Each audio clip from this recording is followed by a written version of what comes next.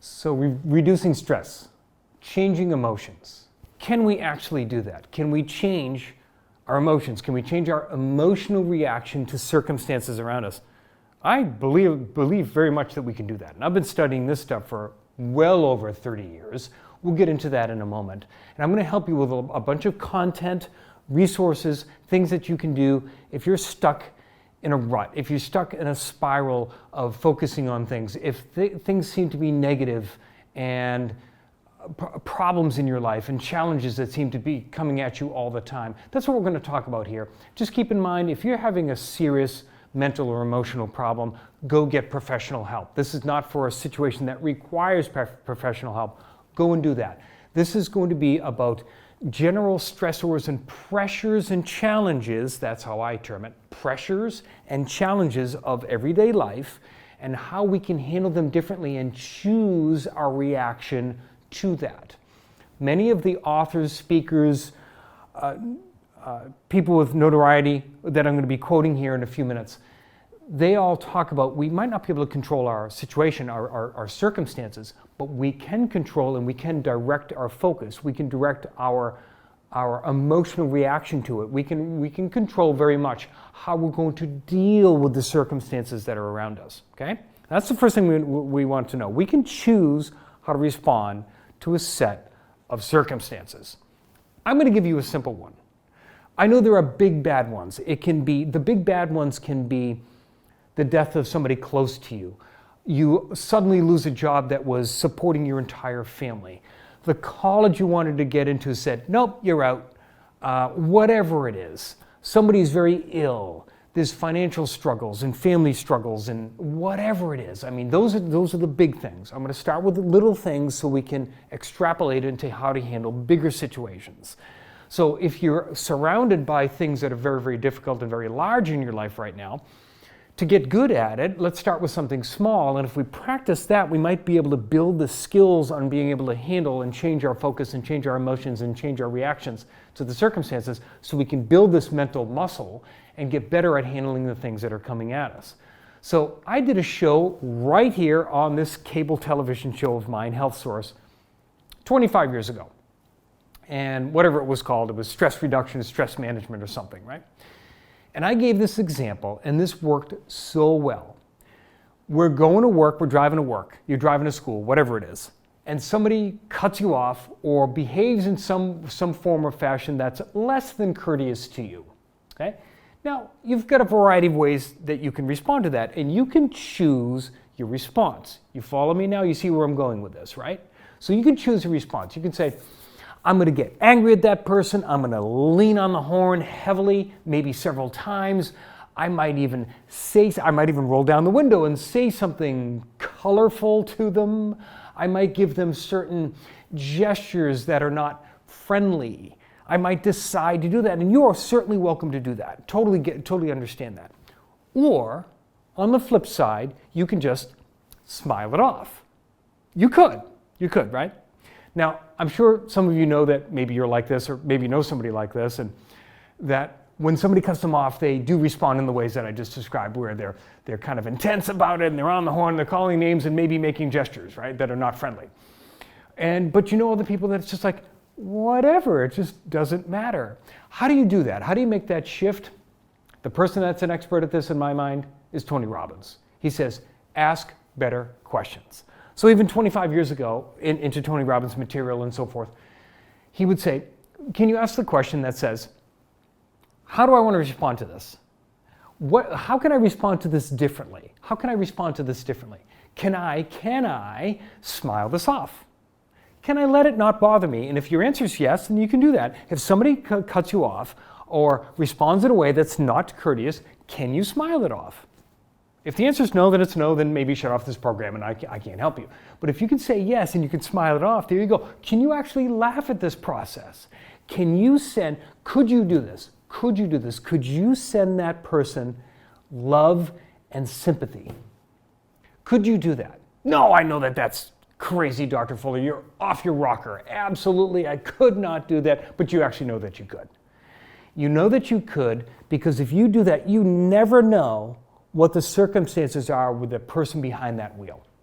The circumstances could be that that person just lost a loved one. That person just lost their job. That person just had these terrible life events and they were not fully focused on what they were doing, or they had to rush somewhere and they're really, really, really under tremendous pressure and challenge to get there. And they just did what they did. Maybe, we don't know. We don't know what the circumstances are. It could be something terrible and horrible and awful and no good and very bad about what's going on in that person's life. Let's give them that courtesy. Maybe they're just really, really, really having a tough time right now. We could just say, hey, sorry about that. We're good. We're all set, right? I think about it now. Let's go to current day. Here we are in 2022. And just a couple of months ago, I was on my bicycle. And it was a Saturday or a Sunday morning, very light traffic. And I was on a side street and I come up to a set of lights. Nobody was behind me. There was no car behind me. And I was taking a turn onto a main road. I was at the red light, a couple of cars over here, no cars over here waiting for the green light. Light turns green. You can call it divine intervention for sure. I called it that. Call it whatever you want. And again, there was nobody behind me, so I didn't have to rush. And I just kind of hesitated for a couple of seconds. All right? Almost like you're at a red light and it turns green, somebody's in front of you and they're not paying attention and you're kind of waiting, right? So I did that, but again, there was nobody behind me. So I waited just a little bit and I just kind of casually got my bike going again. Pretty darn good thing I did.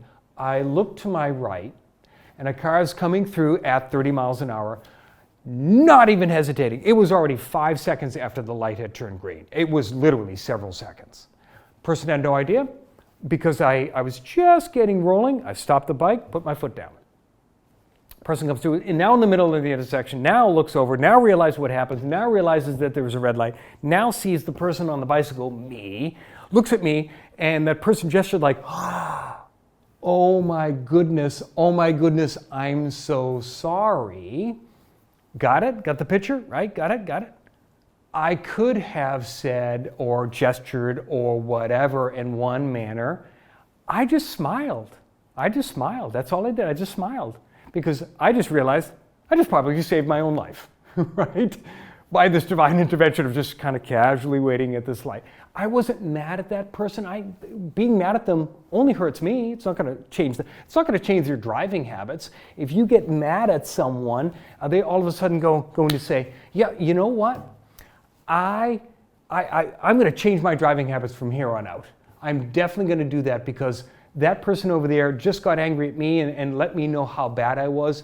I'm going to instantly change that. No, it's not going to happen. So there's no use to it. You see, you could ask yourself a better question, Tony Robbins, thank you very much. Is it worth it? Is it worth it to feel the negativity, anger, pressure, and negative stress chemicals in your brain because somebody cut you off in your car? If your answer is no, then it's not worth it. The other thing is it worth it to drag that negative anger along with me, continue to feel rage about it, and even bring it into work or school, and then you come over to somebody and you say, hey, catch this. Let me talk about how terrible this person was that cut me off. You wouldn't believe these circumstances. And then you start telling Sally this whole thing that happened on your way to work or school or whatever it was. And you lay out the whole circumstances. Can you believe that person did that? And Sally's like, no, that sounds terrible. And Sally might be thinking, why are you telling me this? I don't want to know that story. Can you tell me something nice that happened today? So you have a choice. That's my point. I have a choice. We all have choices to choose our reaction to a set of circumstances. Now again, I understand that one is a very, very simple one, but if we do that over and over and over and over again, we consistently get angry and upset by little circumstances like that. What's going to happen when the big one shows up, right? So we need to start understanding what we can actually choose our reaction to circumstances, okay? Now, as Tony Robbins and Earl Nightingale and Les Brown and Louise Hay or whoever you're going to listen to, or a meditation expert, or whatever, psychiatrist, psychologist, holistic practitioner, whoever it is helping you through something, they're not saying, do not feel any emotion. No, they're not saying that at all. It's just saying that you can choose how to react to circumstances. Feel all emotions is what they're saying. Go listen to Tony Robbins stuff if you never have. He's never going to say, I don't want you to feel any emotion. You must be very stoic in your responses here. Only have love to everything. No, that's not what we're saying. We have a whole rainbow of emotions as humans. But if we dwell on certain ones or really amplify it that's not appropriate for that situation, like a car cutting us off, then we don't have to extrapolate that. We don't have to focus on that. We can change that if we want to. So practice that. 25 years ago when I did the show here, and as I did that, and it went out on the cable network, this young couple, reported back to me. Actually, they were patients of mine. And they came in later on and they said, we loved your stress reduction show. We took that little thing that you said, the next person that cut us off in the car, we smiled it off, we looked at each other, we started laughing because we realized you covered that on the TV show, and we loved it. And ever since then, we've been smiling every time people cut us off. Why not? Why not? It's a good thing. They're just asking themselves better questions. Is it worth it? No, it's not worth it to be angry. It's definitely worth it to practice and practice and practice so we're ready to handle the big stuff in a better way. You see? So asking better questions would be one tactic, one method, one way that Tony Robbins has talked about for decades, asking better questions. Tony Robbins reminds us that our brain is not built, it's not made to make us happy. Our brain is programmed and made to make us survive. And because of that survival, it's always asking us questions. What does this mean? How is this going to be a problem? Is this a situation over here I need to avoid? Is that going to be a problem? Is that a danger over here? Is this a problem? Is this an issue? What do I have to look out over here? Well, you're constantly asking yourself questions to protect yourself. But in this day and age where we live, is most of the threats to our lives are gone. We don't have to worry about, do I have enough food? Do I have shelter? Am I going to be able to be protected from the storm? Is a tiger going to eat me? And all these kind of things, which our brain was programmed for centuries, right? We don't have that anymore, but our brain is so conditioned to think that way and question that way and work that way that some say 70% of our questions result in fear responses. We're feeling fear 70% of the time. Okay? So now that I just told you that, and I've been taught that, is you can start shifting it. Now, wow, are we having this abnormal response for where we are in humanity?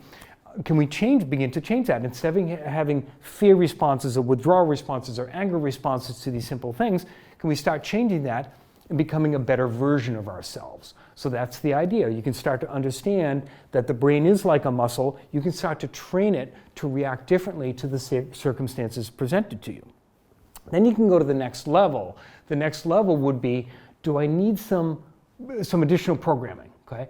I've been doing this for decades myself, and I will probably continue for the rest of my life, which is I take the Tony Robbins approach. I try to dump good information in and hoping that eventually good information will come out. Keep dumping it in and hopefully good stuff comes out. Good stuff in, eventually good stuff out. Reprogramming, changing, working, and so forth, right? So understanding you're trying to make those changes.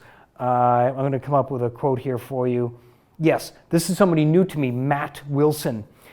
He's just talking. I listened to a compilation video recently, more on that in a second. This is Matt Wilson. He says, move on. It's done. Learn from it. Change. Move forward. Repeat. Move on. It's done. Learn from it. Change. Move forward. Repeat. Learn from what you did.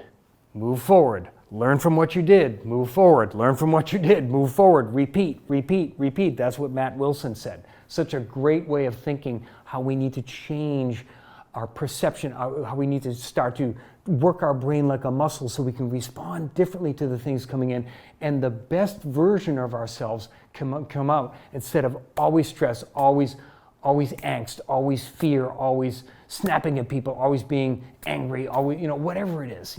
That other stuff is in there, but we tend to get beat down from these things from the outside. To understand this a little bit more, if you want to take a deeper dive on brain chemistry, dopamine in particular, go listen to Dr. Andrew Huberman. I've talked about him on this show before.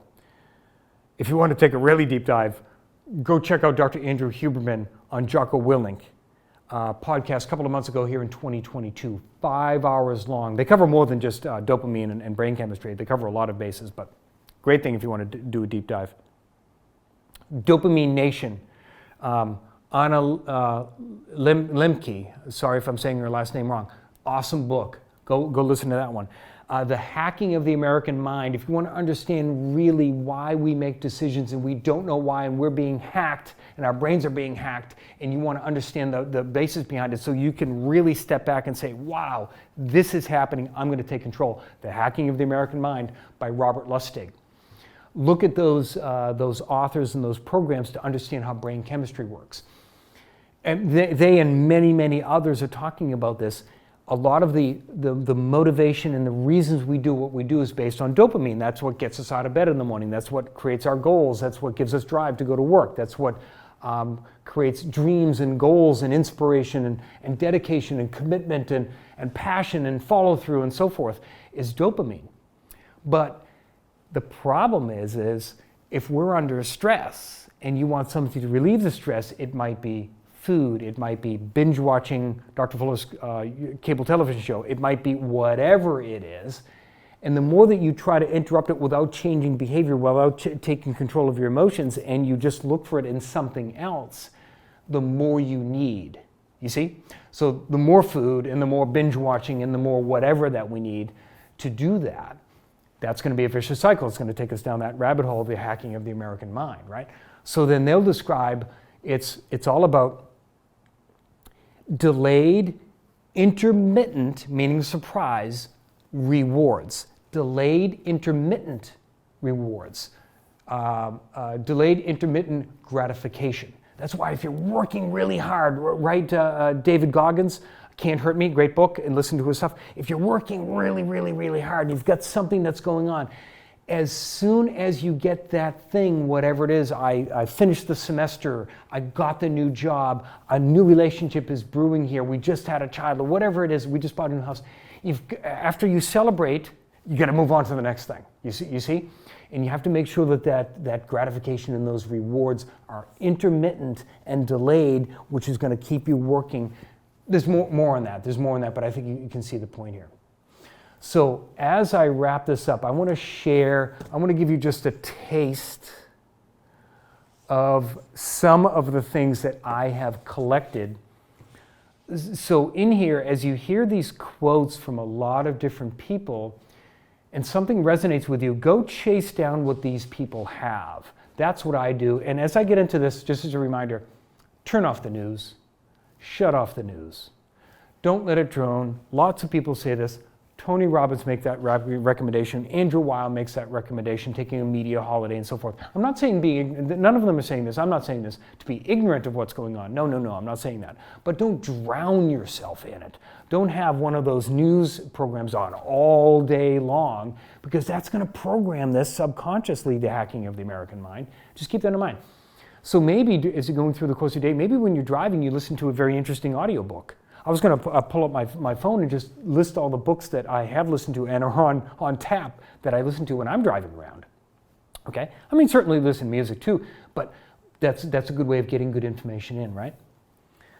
Create an indestructible mental toolbox, says David Goggins. Just keep in mind, if you link up to some of his stuff, he uses profanities, so just keep that in mind. There are no shortcuts, no hacks, only discipline. Jocko Willink. That's definitely a Jocko thing, right? The wow response always works. Jeffrey Gitomer. Keep going. Find that thing I love. Robin Williams. Embed our relationship in the truth. Jordan Peterson. Trust my unconditional love. Trust my intuition. Trust myself. I said that. That was me. Pain is an opportunity. pain is information. Course correction. Ben Patrick. I am immensely grateful for my upbringing. Andrew Huberman. In a moment, I'm going to get into Tony Robbins. I have a whole, probably 2 of these boards with just Tony Robbins stuff, so I won't bore you with all of those, but it's really good stuff. Be where your feet are. Be where your feet are. Rich Roll. Keep getting stronger. One of my colleagues said that, Dr. David Bergdorf. Keep getting stronger. Love is the way. Many have said that, including Trish Wynot. My biggest hero is me, and me 1 year from now. I said that. But that was a compilation from other things that I've learned. When it gets hard, winners keep going. Winners never quit. Andy Frisella. Oh, this is such a good one. This is a good one. Discipline weighs ounces. Regret weighs tons. Tony Robbins. It's never too late to heal.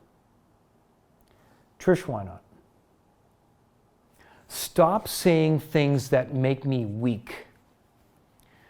Jordan Peterson.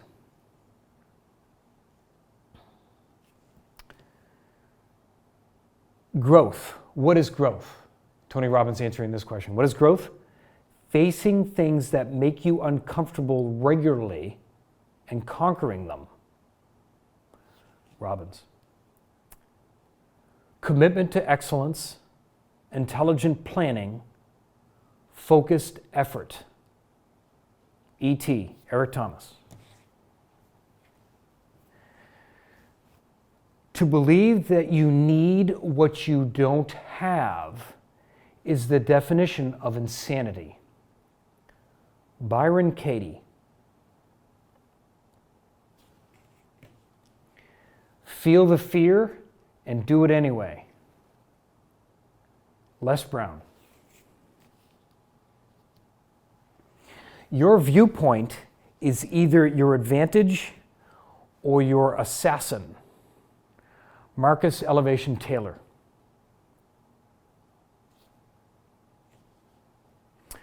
Merge into the now. Move into the now. Wayne Dyer.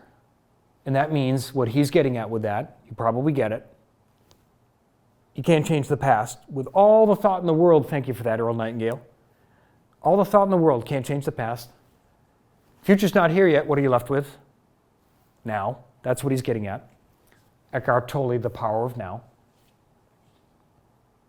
Failure is not an option under any circumstances. Tony Robbins saying that in his documentary, I Am Not Your Guru. Only in the darkness can you see the stars. Martin Luther King, and I think E.T. was quoting him, Eric Thomas.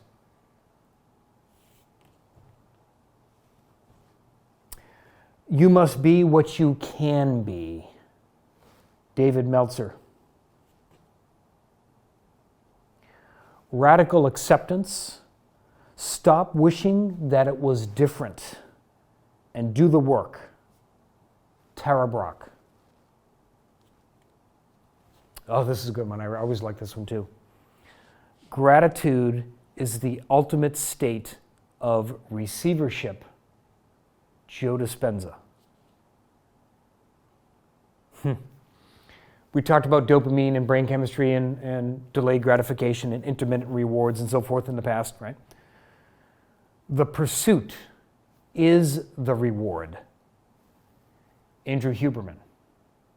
When you're working towards something, that's where the gift is. That's what he's getting at, and many others. You cannot change the past, but you can change your perspective about it. Marcus Elevation Taylor.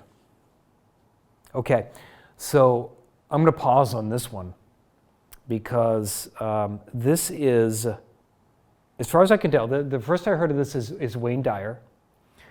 Wayne Dyer presented this to Oprah Winfrey.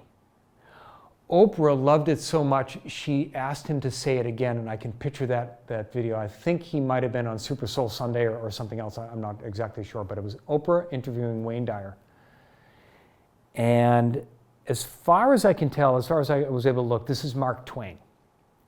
Some others say it might be somebody else. We're not sure. Anyway. Forgiveness is the fragrance that the violet sheds on the heel that has crushed it. And Oprah said to Wayne Dyer, "Oh my goodness, could you say that again?" Forgiveness is the fragrance that the violet sheds on the heel that has crushed it. When people don't understand your drive, passion, and obsession, you have arrived. David Goggins. A memory without an emotion is called wisdom. Joe Dispenza. It's not conditions, it's my decisions. Tony Robbins. Love fiercely, forgive completely. Victor Marx. Show up as the best version of myself, and all else follows. I said that. This moment is preparing me for something amazing that hasn't happened yet. Keep going. Mel Robbins. And if I remember her correctly, she said, when I was down in the depths of despair, and she has an inspirational story as well, she said this over and over and over and over again. This moment is preparing me for something amazing that hasn't happened yet. Keep going. The only reason you are alive is you have work to do. Marcus Elevation Taylor. I said this earlier, it's worth repeating. Move on. It's done. Learn from it. Change. Move forward. Repeat. Matt Wilson. Gratitude is the antidote to what messes up our life. Tony Robbins. Never, never, never give up. Winston Churchill. This is Ariana Huffington. I believe she is quoting Rumi. Live life as though everything is rigged in your favor. Fulfillment is living what you are made for. Tony Robbins. The only thing noble about victimhood is overcoming it. Andy Frisella. I believe anything is possible. I said that. I'm Dr. Scott Fuller. Thank you.